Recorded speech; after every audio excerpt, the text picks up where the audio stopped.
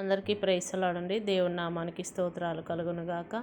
ప్రభు మనల్ని ఈరోజు సజీవు లెక్కలో ఉంచి ఉన్నందుకు ఆ దేవాతి దేవునికి స్తుతులు స్తోత్రాలు. మరొక నూతనమైన వారంలోకి మనం ప్రవేశించి ఉన్నాం. అందుని బట్టి కూడా ప్రభుకి స్తుతులు స్తోత్రాలు. ఈరోజు ప్రభు మనకిస్తున్నటువంటి వాగ్దానము మార్కు సువార్త 14:38. ప్రార్థన, మీరు శోధనలో పడకుండానట్లు ప్రార్థన చేయుడి. హల్లెలూయా. దేవుడు ఈరోజు మనతో చెప్తూ ఉన్నాడు, మీరు శోధనలో ప్రవేశించకుండా మెలకువగా ఉండి ప్రార్థన చేయమంటున్నాడు. ఆ రోజు గెత్సెమని తోటలో ప్రభు మరి సిలువకు అప్పగింపబడే ముందు మరి దేవుడు గెత్సెమని తోటలో ప్రార్థన చేయడానికి వెళ్ళినప్పుడు ప్రభు చెప్తూ ఉన్నాడు శిష్యులతో, అయ్యా మీరు ఇక్కడుండి ప్రార్థన చేయండి, నేను వెళ్ళి అక్కడ ప్రార్థన చేసుకొని వస్తానని చెప్పినప్పుడు శిష్యులు భారంతో నిద్రిస్తూ ఉన్నారు. మెలకువగలిగి మరి ప్రార్థన చేయకుండా గాఢ నిద్రలోకి వారు వెళ్ళినప్పుడు ప్రభు అంటున్నాడు వాళ్ళ దగ్గరకు వచ్చి, ఒక్క గడి అయినా మీరు ప్రార్థన చేయలేరా?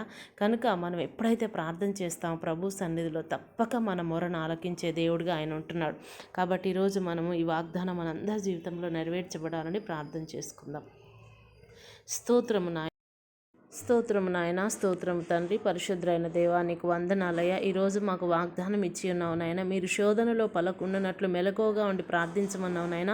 మేమందరం కూడా ప్రభా నిత్యము నీ రాకడ కొరకు ప్రభా మెలకువ కలిగి శోధనలో ప్రవేశించకుండా ప్రార్థన చేయుటకు నాయన మా అందరికీ నీ ప్రార్థనాత్మను దయచేయమని ప్రార్థిస్తూ ఉంటున్నాను ప్రభా. ఈరోజు ఎంతమంది బిడ్డలైతే నాయన అయ్యా నీ సన్నిధిలో మొర్రపెడుతూ ఉన్నారు, అనేకమైనటువంటి అవసరముల నిమిత్తము నాయన దయచేసి ప్రతి ఒక్కరికి సహాయం అందించమని ప్రభా, ప్రతి ఒక్కరి ప్రార్థన ఆలకించమని నాయన.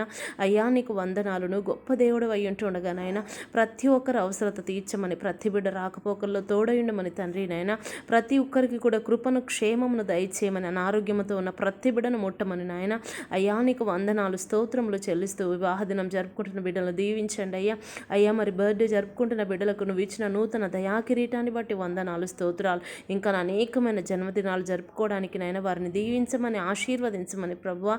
అయ్యా నీకు వందనాలు. వీసాను రాని బిడ్డలకు వీసాలు అనుగ్రహించమని, జాబ్స్ లేని బిడ్డలకు జాబ్స్ అనుగ్రహించమని నాయన. అయ్యా యవనస్తుల చుట్టూ నీ కంచెను వేయమని ప్రభా. ఈరోజు ఎంతమంది బిడ్డలు నాయన పదలో ఉన్నారో అయ్యా నీకు వందనాలు ప్రార్థిస్తున్నాం తండ్రి. ఆమె